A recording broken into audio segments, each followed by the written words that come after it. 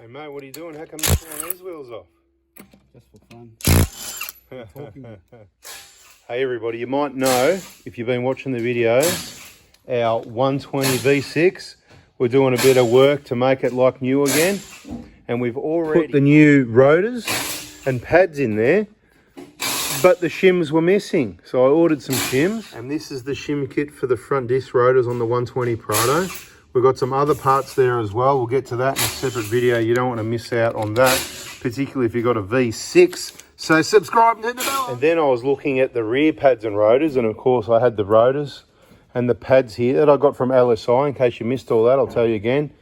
lsiauto.com.au, and the discount code is 4B4, FOURBY 4-2025, right? So just like the YouTube channel, 4B4-2025, right? And like next year to be 26 and all that, and all the old ones will work anyway. So if you want, you can try 23, 24, whatever you want. But if you're new to this discount that you get for free, I don't get anything out. I don't get any, there's no cut for me. I don't want to cut, not interested. I'm okay for money. It's all good. Just here to help you guys. But these rotors, cheap and quality. Now it depends whether it's your Prado, your Hilux, or other makes and models. The ones that I've purchased are generally worth, they were 55, 60, 65, 70, that sort of money per rotor. Not bad. I'm happy with the quality. It's got the coating on it, whatever, but I still prefer the genuine pads. So on their website, the horsepower rotors, genuine pads, or if you want cheaper pads, you can try the horsepower pads. I've only got those in the Hilux, so I've got a number of these pads and rotors in all the cars. No issues so far. I just always prefer genuine when it comes to pads, and it's cheaper to get them from there than from the local dealer. But this is more about, I just want to show you about the shims, right? So this is how the pads come in the box, like that, with no shims. That's right, they don't come with shims. That's your rear shim set part number, shim kit, right? And this is what it comes with, 4 of those and 2 wear indicators. And you just click them on the back of your pads like that. I've pre-prepared these ones just so I could show you. These are hat type rotors. There's no bearing or anything involved. They just lift straight off. They can be rusted on the surface inside here or around there. So you might need to give them a tap with a hammer or a bit of a spray with some CRC or inox or whatever you've got. But I'll give you a bit of info. And the most important thing here is, if you're going to change your brakes, make sure you know what you're doing, because there's a number of people that shouldn't be working on cars, that shouldn't be working on brakes. You can't afford to make mistakes with brakes because it's a matter of life and death. So don't do it. Take it to a professional, someone that knows what they're doing, that won't forget things. Good luck with that. And I can't do everybody's. I know a few people that can help out, but bada bing, bada boom. We're also going to do a brake fluid flush. Could be one long video. It could be lots of short videos. Like I always say, subscribe, turn the bell on so you don't miss the information. LSI rotors, beautiful. Let's have a look at these old ones over here. These are the old genuine rotors. I suppose nothing wrong with those, except that they're old, they're flogged, they've had heaps of sets of pads on them, they've done heaps of braking, they're all rusty. There's a slight pulsation. That's caused by DTV. DTV is disc thickness variation. If I could sort of exaggerate for you, imagine the thickness of that rusty disc rotor there. That's this thing, you know, going out the bottom as well. The thickness of it varies as it goes around, and it doesn't take much. And then these pads are pulsating in and out as it goes over them, which is constantly increasing and decreasing your braking pressure to this rotor, which makes your car jerk backwards and forwards. So if that happens to you, you can either get your rotors machined, but again, it's hard to get people out to do that and whatever. So you just go LSI, a couple of rotors, you know, front, rear, whichever one it is, or the whole lot, and you just bloody change them. Or you get your mate to help that's done brakes before, that he knows what he's doing, or take it to a brake specialist. You can see these pads are down a little bit. They're not too bad. That'd be normally getting to where I'd say, look, it's time to replace them soon. You've only got, you know, it's hard to say what you got left when it gets low, because brakes, they get hot when they're more worn down, right? And when they're hot, they wear quicker. See, that outer pad's got a little bit less than the inner one.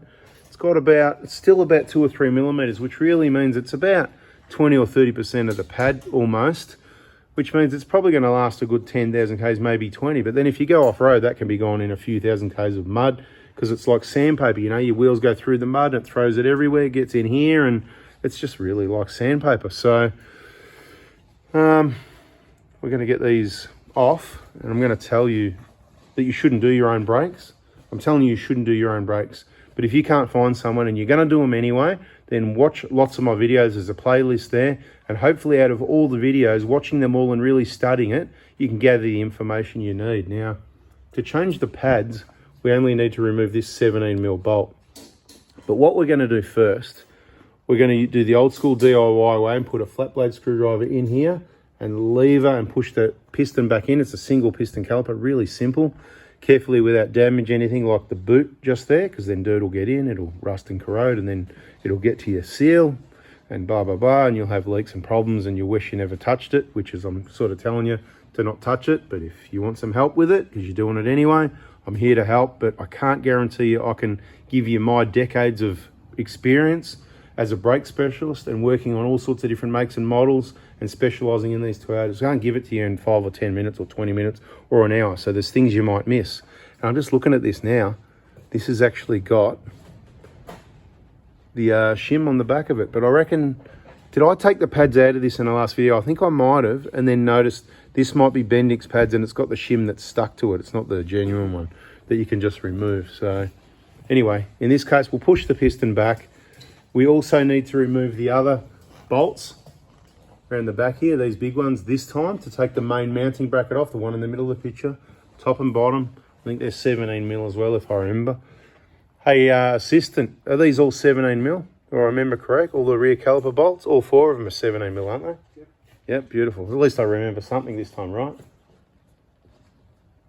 Something. Something, at least I remember something, yeah. Anyway, so once we get that bracket off, then we can just lift this whole rotor. Like I said, could be a bit of rust and corrosion on the inside edge there, or see in behind the hole, behind the studs, the flat, bit of a tap, tap, tap with a hammer. They come off pretty easy. So we'll get it pulled apart. We're going to give the handbrake area a washout with some degreaser, pressure washer, compressed air, clean it, dry it all up, check the brake shoes, maybe make a bit of an adjustment with the new rotors in place so the handbrake will be better, check everything out properly, and then we'll get it all back together and get the new pads on there. Like I said, we've got a playlist. So this is more of a warning about not to do it, isn't it? I think so far.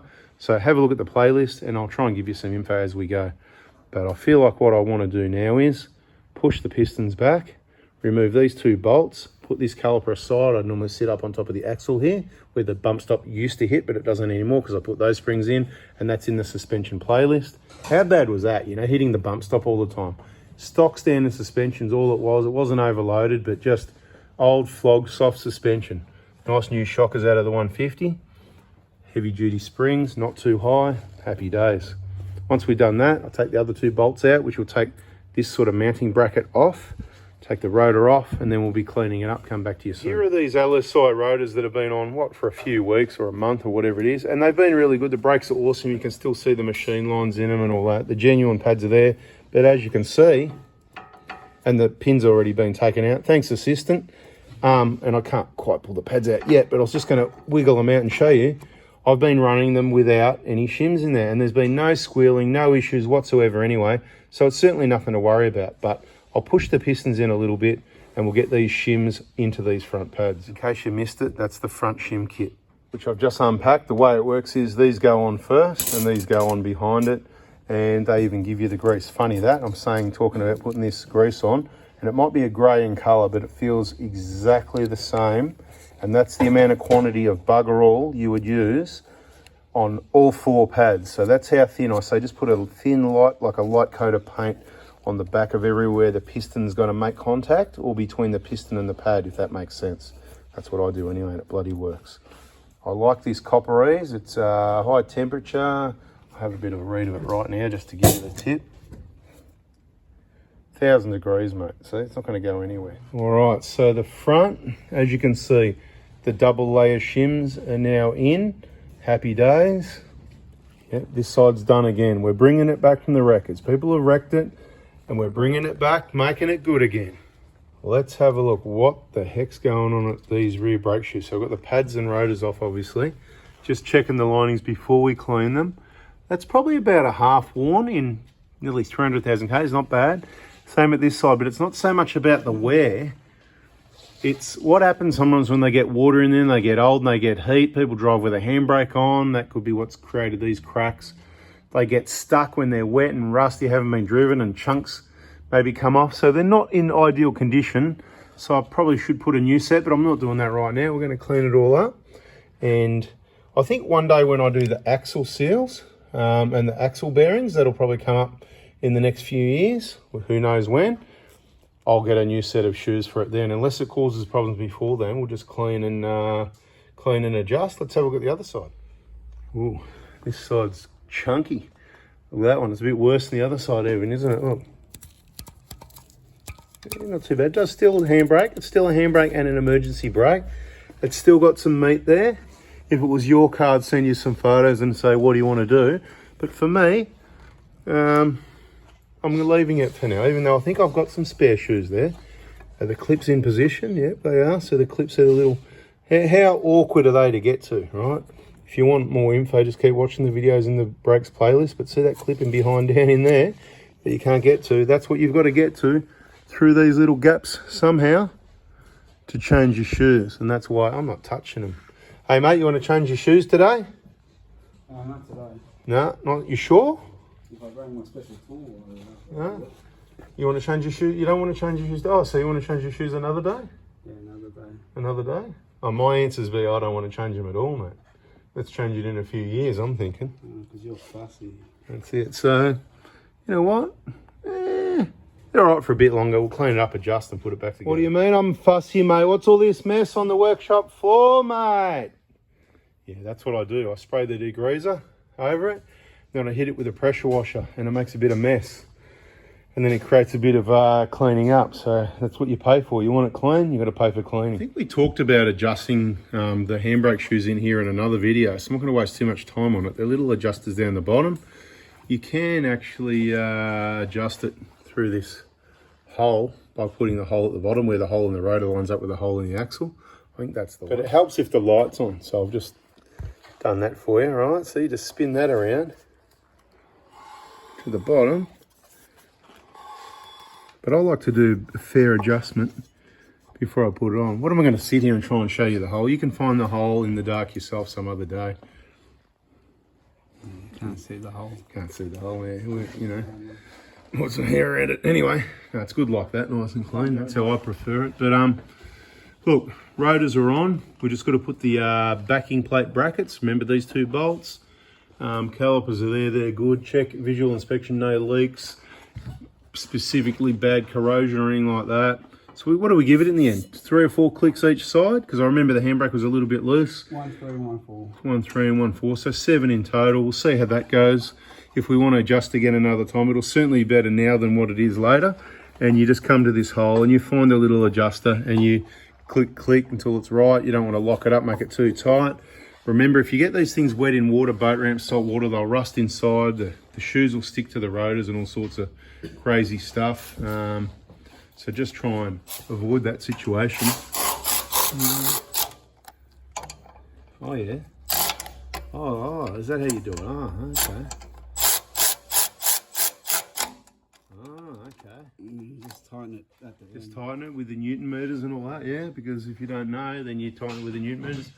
These are all cleaned up and re-lubed. Pads are ready. That's what the back of my pads look like when I put it on. It's a bit untidy, but I want to make sure there's a little bit of grease that's going to make contact with the surface of the edge of the piston here. And you can't tell exactly. You can come and put it here if you want, but it's going to get messy, maybe in places where you don't want it.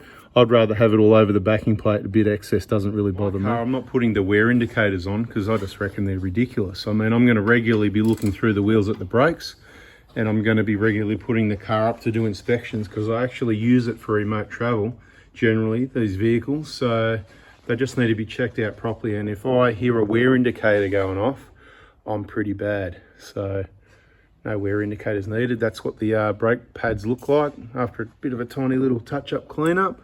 Might do a little bit more, but that's what the pads look like in before the calipers go in. What are you doing there with a ratchet, mate? Didn't you already tighten it with the air ratchet or some other gun I saw?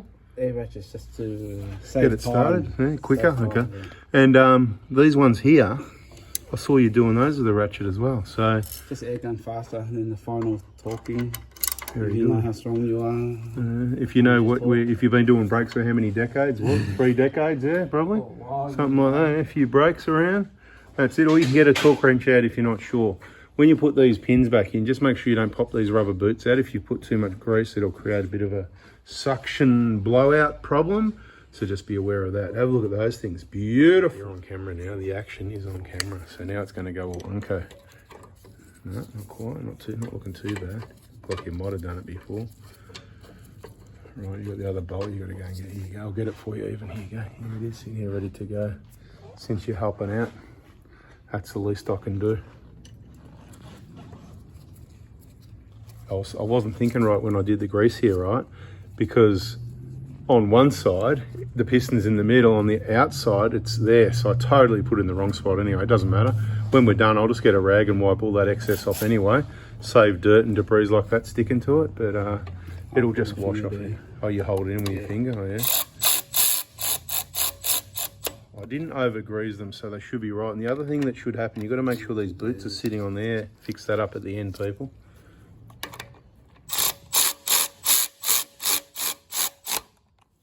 See how it sort of pushes the boot off, so you fix it up afterwards. There's another tip that might have been not in another video. What are you worried about the mess for? Look how clean the floor is now. We had to mop it now because it was so dirty. Now it's so clean.